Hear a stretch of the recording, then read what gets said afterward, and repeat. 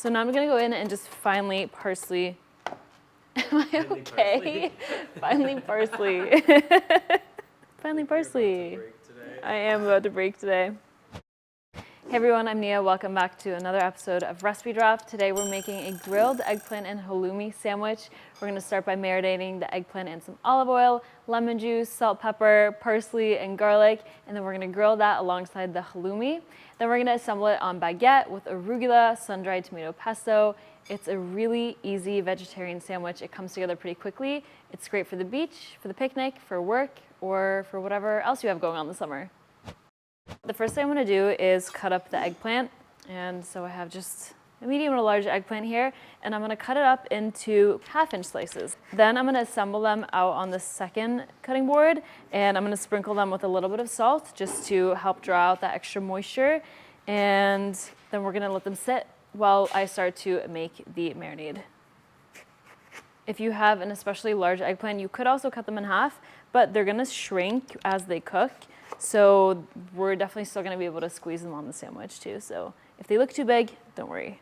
All right, so I'm just going to assemble them right here. Eggplant is so good. I feel like I don't cook with it as much as I should. Yeah, you can see it's already, I cut it 5 seconds ago. It's already starting to change colors. So now I'm going to sprinkle it with some kosher salt. This isn't really to season the eggplant. It's literally just to draw extra moisture. And now to make the marinade, I have this rosti bowl. I'm gonna grate in 2 cloves of garlic. You could also chop it, but I find using a microplane to just grate it in is always the easiest. Now I'm gonna add in a half a cup of olive oil. This is just 1/4 of a cup, measuring cup, so 2 of these. I'm gonna squeeze in the juice of 1 whole lemon, so about 4 tablespoons of lemon juice. This could also be swapped with apple cider vinegar or regular vinegar too, but I would recommend just sticking to lemon juice. For the marinade, I'm gonna add about half a cup of parsley, and depending on what I'm making, I like to use only leaves when I'm using parsley, but for this, it doesn't really matter. We can have some stems in there. They also have lots of flavor, and that way we don't have to throw away them. Now I'm just going in and finely chopping the parsley. A half a cup of parsley might seem like a lot, but I find that like every time I use herbs, there's so many times that you buy herbs and then you only use a little bit, and then it kind of like the rest of it just sits in the fridge or you end up throwing it away. So I'm trying to use more of the herb that I buy in my recipes than I used to. All right, so this is probably not a half a cup of parsley. It's more of like a half a cup before chopped, and then this is more like a 1/4 of a cup chopped. So into the bowl. So I'm gonna add a generous teaspoon of salt. And then for pepper, I have this beautiful Peugeot pepper grinder.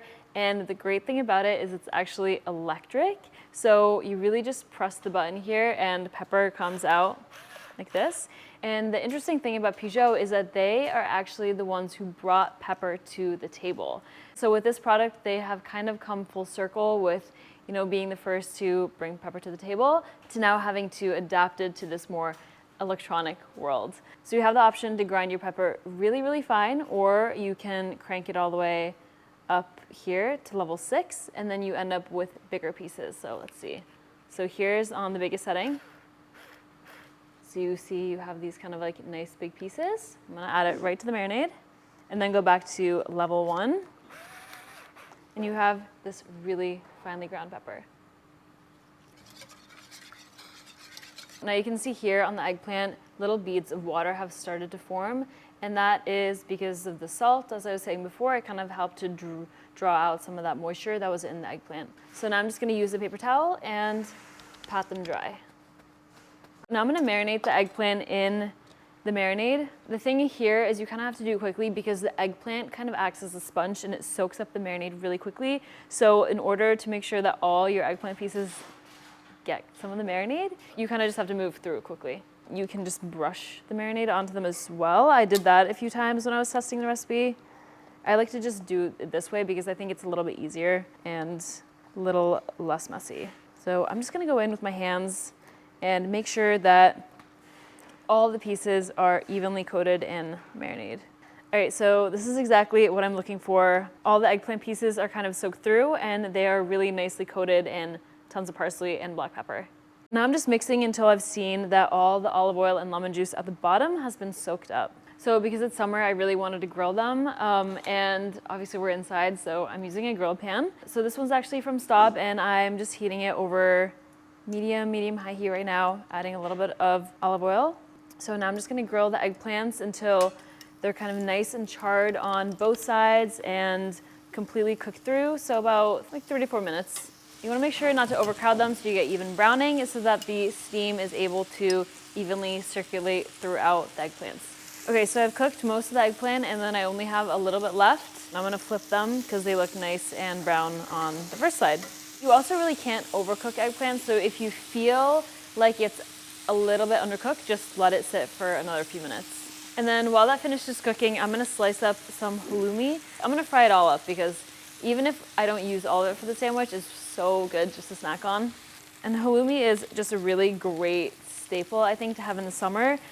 For some reason, I feel like it's hard to find in the US. I know Trader Joe's sells it pretty affordably in the summer, so definitely go look there if you want to buy halloumi. In Scandinavia or in Europe, it's super common and it's also really cheap. A lot of the times people who are vegetarian, who don't eat burgers or like red meat, they'll do a halloumi burger, so they'll do like 3 or 4 slices of halloumi and just put it on a burger bun. It's delicious. So I'm just slicing it into 1/4-inch thick pieces.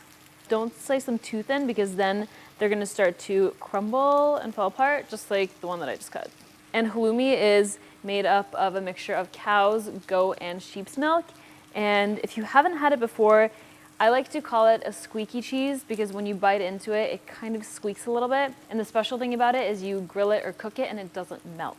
So I'm gonna move these over and I think we can start cooking the halloumi. And then we're gonna fry the halloumi until it's nice and golden brown and slightly charred on both sides. And they probably only require about a minute or 2 on each side. And to test to see if I think the eggplant is done, I'm just kind of feeling around the sides, and if it still feels pretty hard, I'm gonna let it cook for a little bit more. So this one, soft all around, so this is done. I'm gonna take it off the heat and replace it with some halloumi.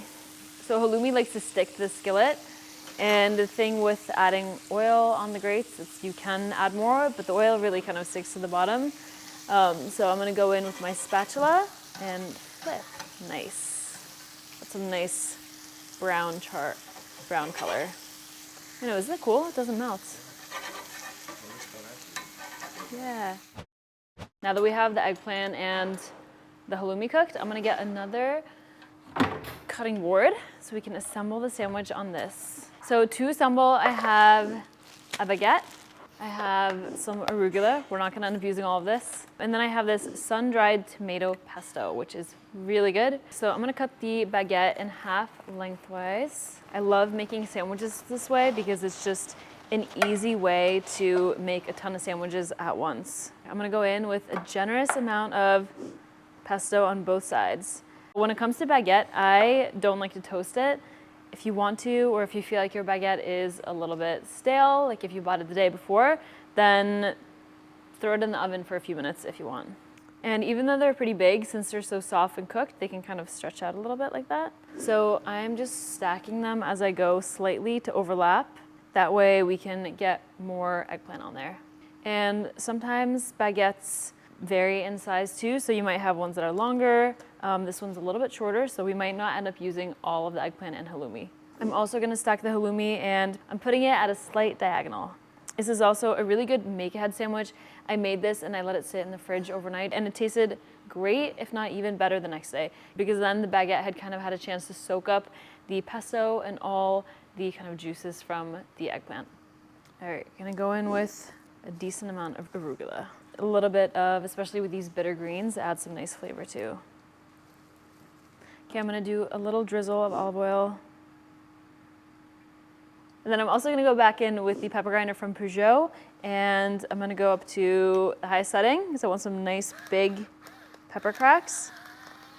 And then go crazy. Look at this guy. Okay, I'm gonna cut it, and then I'm gonna wrap them up into individual sandwiches. Wow, look at that. I don't want it to fall. I don't want anything to fall out of the bottom. I'm actually gonna cut it into quarters. There's nothing better than a good sandwich on good bread. I love wrapping my sandwiches because it just makes it a lot easier to bring them on the go. All right, so to wrap a sandwich, super easy, probably pretty self-explanatory, but you have the parchment paper, and then I like to just go up first, and then start to roll, and then as you roll, you can kind of tuck the edges in.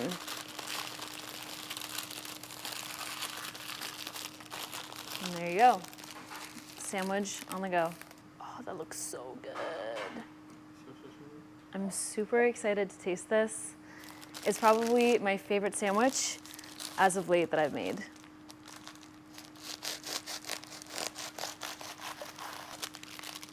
Beautiful. Time to taste, the best part.